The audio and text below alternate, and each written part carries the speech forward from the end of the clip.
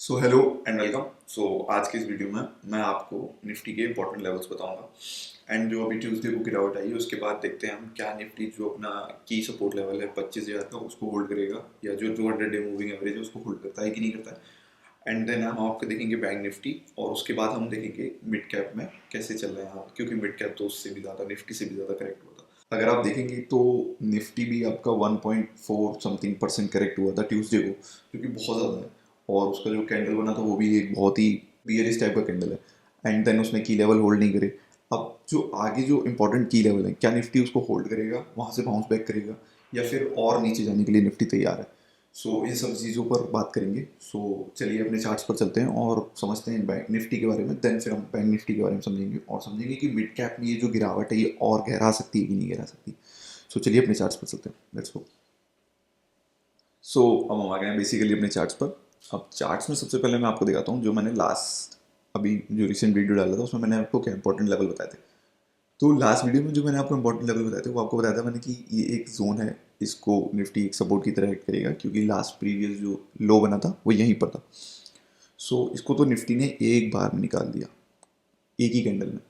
और वो कैंडल का आप देखिए, ये कैंडल जहाँ से ओपन हुआ और बिल्कुल लो पे जाके क्लोज किया। ये एक बियरिश कैंडल है। एंड देन उसके बाद ये आपका वेडनेसडे को डोजी कैंडल। एंड देन आज आपका थर्सडे है, अभी मार्केट खुला नहीं है, मैं सुबह सुबह रिकॉर्ड कर रहा हूँ। अब क्या हो सकता है, अब क्या इंपॉर्टेंट लेवल है। सबसे पहले तो अब जो आपका 200 डे मूविंग एवरेज है ये इंपॉर्टेंट है। या तो टच एंड गो। आपने 200 day moving average daily basis पे भी क्लोज नहीं किया, इसको टच करिए एंड देन ऊपर चले जाइए। ये आपका बहुत इंपॉर्टेंट है। 120, आप कह सकते हैं 125 से 150 तक। एक रेंज आप मोटे मोटे 100 से 150 तक की पकड़ के सकते हैं। 25 100 से लेके 25 150 तक। देन उसके बाद अगर इसको तोड़ता है देन तो फिर आपका निफ्टी एक और फॉल के लिए तैयार है, जो कि आपका आएगा 24,750 से 24,800 के बीच में, जो आपका नेक्स्ट लेवल आएगा। इसको हम चार्ट्स पे देखते हैं। जो आपका नेक्स्ट लेवल मैं बता रहा हूँ, मैं मैं इस लेवल की बात कर रहा हूँ। बैंक निफ्टी ने एग्जैक्ट सपोर्ट यहाँ पर बैंक निफ्टी ने लिया है। अभी इस जोन को, ये जो जोन मैंने आपको बताया था 58,800 का, इसको होल्ड करिए। और ये एक इंपॉर्टेंट है जोन, इसको होल्ड करता है बैंक निफ्टी तो वेल एंड गुड। अगर इसको तोड़ता है देन फिर आपके नीचे के टारगेट्स खुल जाएंगे, जो कि होगा आपका 58,300 का सबसे पहला टारगेट आएगा। देन आपका जो ये 50 डे मूविंग एवरेज है 100 डे का, वो आएगा आपका 57,600 का। 100 डे का मूविंग एवरेज आपका नेक्स्ट टारगेट आएगा।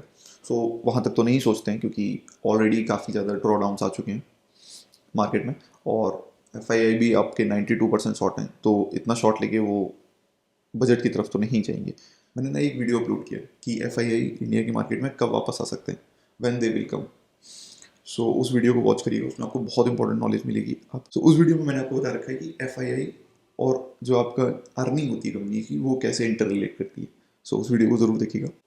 एंड नाउ अब हम मूव करते हैं आपका मिड कैप निफ्टी पर। निफ्टी मिड कैप पर चलते हैं।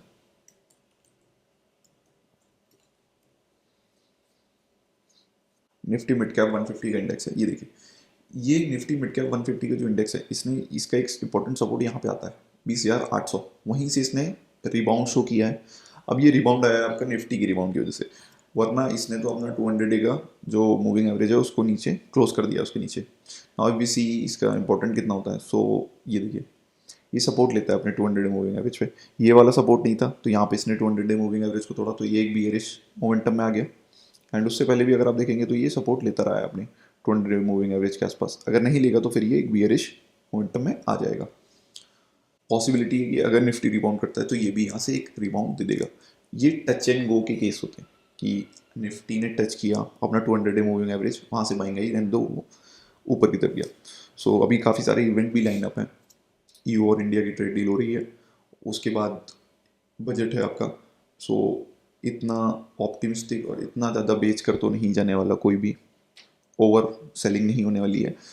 सो बजट तक इंतजार करिए, हो सकता है आपको लास्ट में बजट आने से 1 2 दिन पहले थोड़ा सा रिबाउंड देखने को मिले मार्केट में। मैंने आपको इंपॉर्टेंट लेवल बता दिए सभी के, रेजिस्टेंस और सपोर्ट के।